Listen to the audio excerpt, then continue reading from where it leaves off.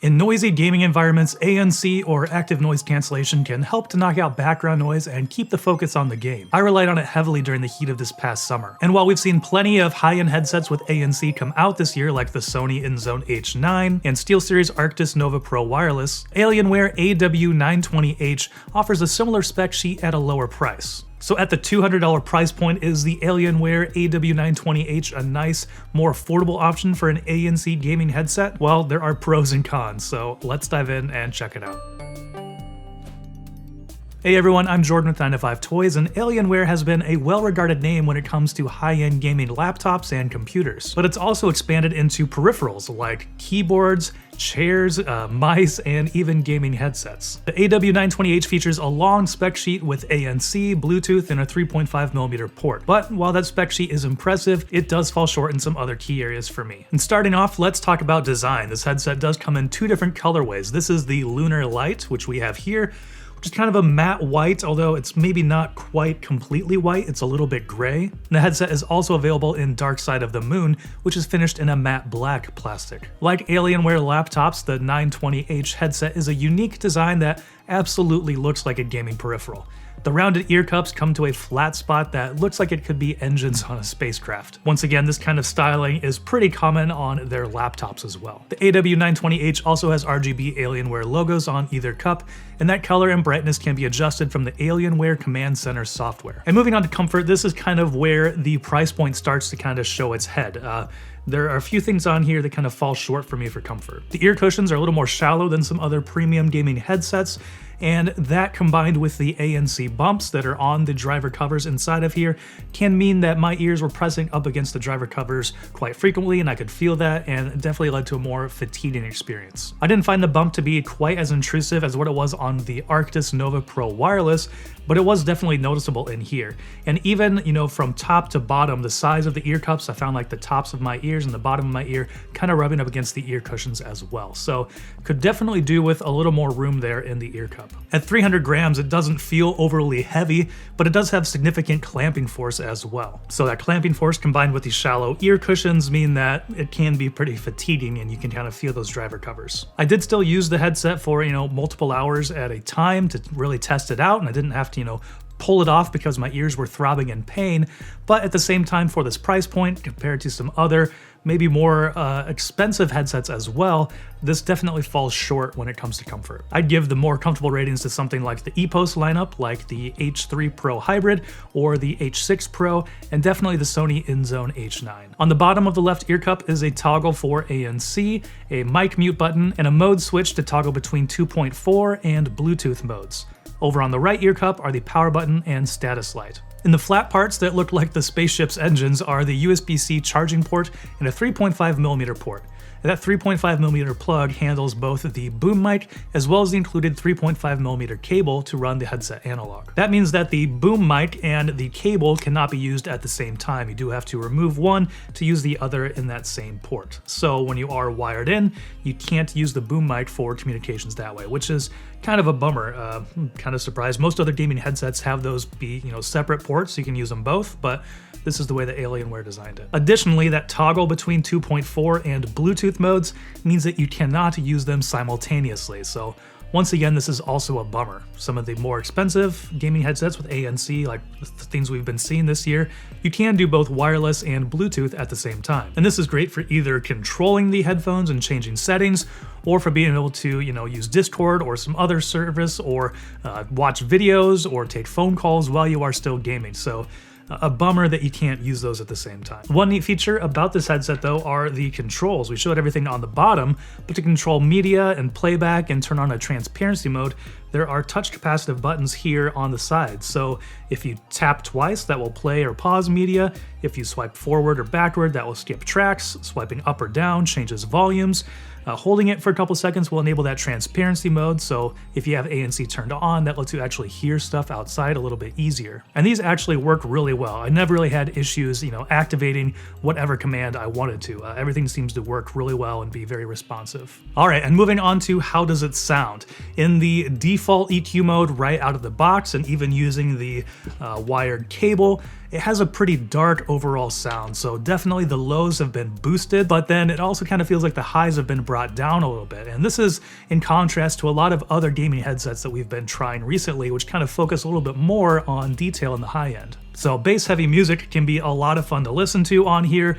Likewise, you know, big immersive games can be a lot of fun to listen to on here. But when it comes to more competitive games or something where you want a little more detail and a little more clarity, the stock sound on here isn't necessarily what I would look for that. But that can be accomplished with the Dolby Access app, which we'll talk about here in a second. Stereo separation and positioning are pretty exceptional on this headset though. Maybe not quite on par with the Astro A30 that we just reviewed. Check that out up here in the corner. But once again, you know, this is something that's very important for gaming, especially competitive gaming. We're trying to pinpoint, you know, where enemies are, where different audio cues are coming from. The stereo separation and positioning is critical, and I definitely think that this does well at that. And for music, you know, one of my favorite ways to test this out is to listen to really kind of cluttered and chaotic metal tracks like Missed by Protest the Hero, which is one of my favorites, or really any song from their lineup where they usually separate the guitars a little bit left and right, and both are doing their own extremely intricate guitar work. And on this headset, it was easy to pick out those different guitar lines and really hear what was going on. So Dolby Atmos might be this headset's saving grace when it comes to sound quality. Alienware has included the license with this, so you just download the Dolby Access app. Once it gets connected, the app will recognize the headset, everything's enabled, you don't have to pay anything extra for it, it's ready to go. As I mentioned in my Corsair Virtuoso RGB Wireless XT review, Dolby Atmos, there's a little spatial audio mode, is kind of the only real spatial mode that I actually enjoy using for gaming. And likewise on this, I did use it quite a bit when playing Battlefield 2042. During their new Liquidator event, which is kind of like a smaller, I think it's 8v8 Conquest, so much more smaller arena, and it's a little bit more crucial to stay alive and help your teammates out. And with that mode enabled, I felt like I had a really good grasp on where my enemies were, you know, what they were doing, where I could be expecting them to come from, and I feel like that is pretty critical when playing a small, more competitive mode like that. And it also enables a tweaking of EQ, which I think is pretty crucial on this headset. Like I mentioned, the default mode is pretty dark, and so adding some highs and kind of taking down some of those lows there got it a lot closer to where I would like it for a better sound for gaming for me. Might not be, you know, what everybody wants for it, and I know that a lot of low end can be kind of fun sometimes when gaming, but usually playing like Battlefield when there's a lot going on, I want a little bit more clarity so I have a better idea of what's happening. And moving on to ANC, which is definitely one of the highlight features here. With the clamping force of this headset, which does pretty well for passive noise cancellation, ANC really does take that to the next level. It works really well to knock out fans and air conditioners and kind of that room noise that's just kind of humming there and constant, and kind of makes it a little bit easier to hear those fine details in a competitive game. I relied on ANC quite heavily this summer when I was gaming because in my warm office, usually gets pretty warm here in the summer, I would at least have a fan on and usually have AC on as well. So having something like this with ANC where I can knock some of that background noise out means I don't have to feel like I need to crank it up really high to hear kind of those fine details. So if you're in a noisy environment, ANC can definitely help, and I found it on the Alienware AW920H to definitely be helpful. And as for the microphone, seems like Alienware has really emphasized noise suppression. I think they're using an AI-driven noise suppression on here to really knock out a lot of background noise, and it's pretty exceptional in my experience. We'll do a sound test here, but clicking away on my loudest keyboard, the Razer Huntsman Mini, I'll tap it here so you can hear it. I really didn't hear any of this come through in my testing. We'll see how it does in this recording, but I was really impressed with how I was able to handle that. As far as the overall sound, it's pretty quiet, and it sounds a little bit muted and maybe a little bit muffled. Usually when there's a lot of noise suppression or a noise gate applied, you can kind of hear that in the sound, and I do think that's present in here. But here we'll do a quick mic test so you can hear how it sounds for yourself. All right, so here we are recording on the AW920H headset. Of course, I won't put any EQ on this, so we'll be just out of the microphone, straight into Audition, into Premiere.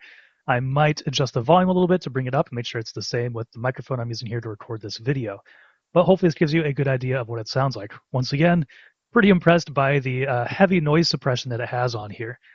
So here we'll click around on the Razer Huntsman Mini with the purple optical switches, loudest keyboard I own, and we'll see how this comes through. In my testing, it didn't come through nearly at all, which is pretty incredible. I'll hop over to this mic real quick so you can hear how it sounds through that mic while I'm talking. And then we will go back over to the Alienware headset. So hopefully this gives you a good idea of what it sounds like.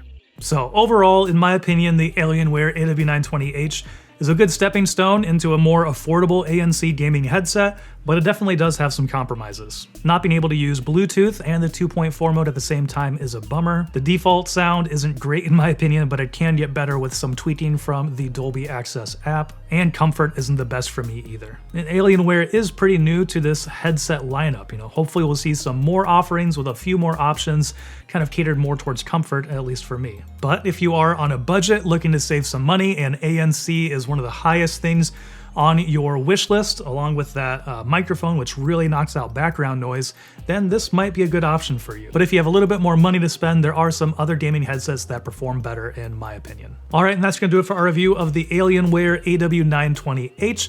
Let us know what you think about it down in the comments below. And if you're looking for some other videos to watch, I will link to our review of the Sony InZone H9, as well as our most recent video. And thanks for watching. If you enjoyed this video, please give it a thumbs up so others can find it easier, and consider subscribing. This is Jordan with 9to5 Toys.